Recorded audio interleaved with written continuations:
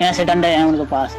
उस डंडे से मुझे बहुत बुरे तरीके से मारा, बहुत मारा मुझे। बाल पकड़ के मेरे सर को पूरी चारों तरफ घुमा दिया, मेरे हाथों को मोड़ दिया, लातें मारी, घूं से मारे और बहुत गंदी गंदी गालियाँ बकी। ऐसी गालियाँ तो मैंने आज तक सुनी भी नहीं है। मुझसे बोले कि तू वो तेरे बापों के पास फोन लगा जिनके पास से तू आया है, और जितनी भी गंदी से गंदी गालियाँ तुझे आती हैं वो गालियाँ बक, बात करो जैसी हम बोले वैसी बोलना, नहीं तो तुझे और मारेंगे। मैंने तो भगत जी आज तक मैंने गाली नहीं बकी, मुझे गाली नहीं आती है। मैं हम इतनी देर से क्या बकवास कर रहा है, ये सुन के तू ये नहीं बोल सकता, सीख हमसे। इतने दिन से तू सतलोक आश्रम मैनेजमेंट से जुड़ा है, तूने क्या सीखा है? गालियाँ नहीं सीखी तो मुझे तो शर्म आ गई कि जिनने ऐसा ही परमात्मा के साथ किया होगा। फिर तो मुझे पूरा यकीन हो गया। अभी तो मुझे थोड़ी शंका थी कि सतलोक आश्रम मैनेजमेंट की जो बदनामी कर रहे हैं लोग, गलत कर रहे हैं, ये तो परमात्मा का बनाया हुआ है। फिर मुझे परमात्मा को वो शब्द याद आ गए जो उन्होंने मीडिया के सामने कई चैनलों पे बोले थे कि ये मैनेजमेंट मेरा बनाया हुआ नहीं है,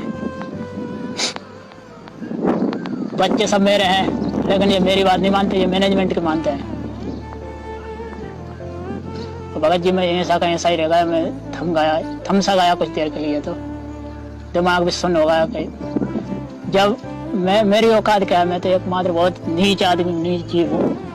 जब मेरे ये हाल कर रहा है, परमात्मा के साथ इनने क्या प्लानिंग बनाई होगी। बहुत समर्थ है इसलिए बच गए, अगर कोई आम आदमी होता तो उसका क्या हाल करते, पता भी नहीं लगने देते। ये मोहनलाल गुरु बन जाता और कहता गुरुजी आदेश दे के गए थे मुझे सपने में कि मैं जा रहा हूँ सतलोक, गुरुजी को तो जान से खत्म कर देते, मैं जा रहा हूँ सतलोक और बेटा तू बन जा गुरु, तुझे दे रहा हूँ गुरु पद भी। मोहनलाल के यहाँ गए, साष्टांग दंडवत प्रणाम करा करते आज हम। जो महेंद्र भगोड़ा है उसके सामने, जो किसी के सामने आता तक नहीं है, काल की तरह छुपा रहता है गुप्त रूप से, क्योंकि उसे बीमारी ऐसी लगी है, हर 5 मिनट पे बाथरूम जाना, पूरे शरीर पे फोड़े फुंसी हो गए हैं, कई सारी बीमारियां, हर 5 मिनट में गोली दवाई लेता है वो। उसके पैसे के बल पे जीवित है जो हम दान करते हैं। गुरु जी का जो चचेरा भाई है, जिसके बच्चे को परमात्मा ने बचाया था, जिसके सर में गड्ढा हो गया था, बिजली के तार से करंट लगा था, उसको उठाकर परमात्मा ने छत पे लटा दिया था। लेकिन वो नीचों को ये सब बातें नहीं दिखती। उसी लड़के का बाप, गुरुजी का चचेरा भाई सुरेश, वो पैरालाइसिस हो गया आज आधे अंग पे, ऐसी हालत हो रही है।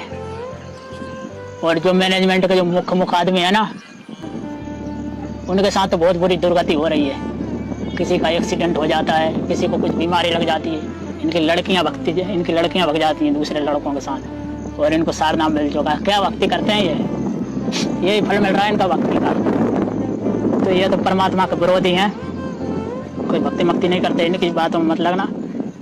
अगर आपको वहाँ की सच्चाई समझना है तो मेरठ आश्रम में आइए आप, जो उत्तर प्रदेश में है। तलाशते तलाशते आदमी विदेश भी पहुंच जाता है, मेरठ आश्रम कोई दूर नहीं है। जब आप बरबाला पहुंच गए तो मेरठ भी पहुंच सकते हैं।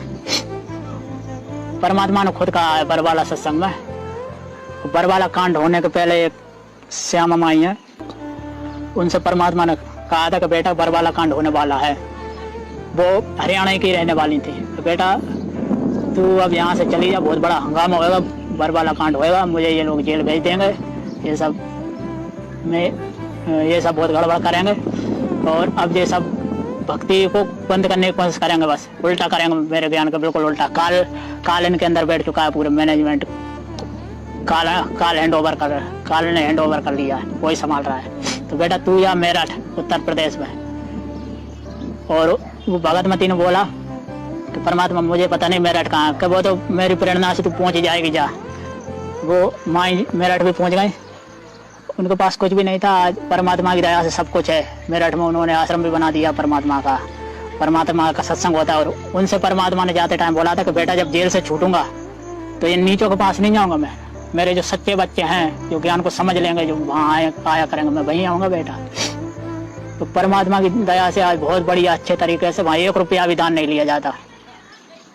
वो अकेले अपने दम पर पूरे आश्रम को चला रही है। परमात्मा ने इतना दिया है उनको, श्यामा माई को। तो उस आश्रम में आइए, क्योंकि परमात्मा ने जब अपने मुख कमल से बोल रखा है, और बरबाला के कई सारे सत्संगों में भी बोला है कि ऐसा होने वाला है। श्यामा माई को साक्षात जो दुर्गा मैया है वो दर्शन देती थी लेकिन वो जो बहुत ज़्यादा दुखी थी, गरीब थी वो, लेकिन दुर्गा जी उनके ऊपर प्रसन्न थी क्योंकि वो बहुत ज़्यादा भक्त थी दुर्गा मैया की। तो दुर्गा जी को उनके ऊपर दया आ गई थी। ये इंटरव्यू आपने भी देखा होगा, इंटरव्यू हुआ है जो मैनेजमेंट वालों ने लिया है। दुर्गा जी ने उनको बोला कि बेटा मुझे तुझ पर बहुत दया आ रही है और मैं तेरा कुछ सही अच्छा नहीं कर सकती, इसलिए तो वो परमात्मा की शरण में चला गया। जो बरवाला में आए सदगुरु रामपाल जी महाराज, कबीर साहब के अवतार, पूर्ण परमात्मा, वो तेरा सब कुछ कष्ट दूर कर देंगे। तो वो ही श्यामा माई हैं जिनके बारे में कई बार बरवाला के सत्संगों में परमात्मा ने बोला है कि वो मेरठ में आश्रम बनेगा, वहीं पहुंचूंगा मैं। ये नीचे सत्योग आश्रम मैनेजमेंट के पास नहीं जाऊंगा, क्योंकि जब करौथा कांड जब हुआ था तो जो गुरु जी की जो पत्नी है, जो आज कह रही है कि मैं तो उनकी बेटी हूँ, कि मैं तो शुरू से ही जुड़ी हूँ इतने साल से। करौथा कांड के बाद इनके पूरे परिवार वाले कहते थे आपने ये क्या किया, हमारी वो नाक कटा दी। आज ये अपने बयान बदल रहे हैं, उस टाइम ये कहते थे करौथा कांड के बाद कि रामपाल तूने ये क्या कर दिया, तूने हमारी वो नाक कटा दी तेरे साथ साथ। अच्छे बड़ा खा रहा था, पी रहा था, बढ़िया इंजीनियर की नौकरी थी, क्या कमी थी तुझे, क्या सूझी है। और जब परमात्मा जेल से वापस आए तो सब इनके साथ हो लिया, इन्होंने मैनेजमेंट खड़ा कर दिया बहुत बड़ा। मतलब इनके सामने तो अबू बकर अल बगदादी जो है, जिसने आतंकवाद का शहंशाह कहा जाता है, जिसने आईएसआई से इस्लामिक स्टेट बनाई थी, वो तक फेल हो गया। इन्होंने सतलोक आश्रम मैनेजमेंट के नाम पे एक बहुत बड़ी कंपनी खड़ी कर दी है। और जब इसकी सीबीआई जांच होगी, वो खुलासा होगा ना, तो बड़ी बड़ी सरकारें और बड़े बड़े देश इनके आगे दांतों तले उंगली दबा लेंगे। इन्होंने तो सबको ही फेल कर दिया। हम भी इनकी लाइन में नहीं, क्या दिमाग लगाया इनने, और वो दिमाग काल लगवा रहा है इनसे।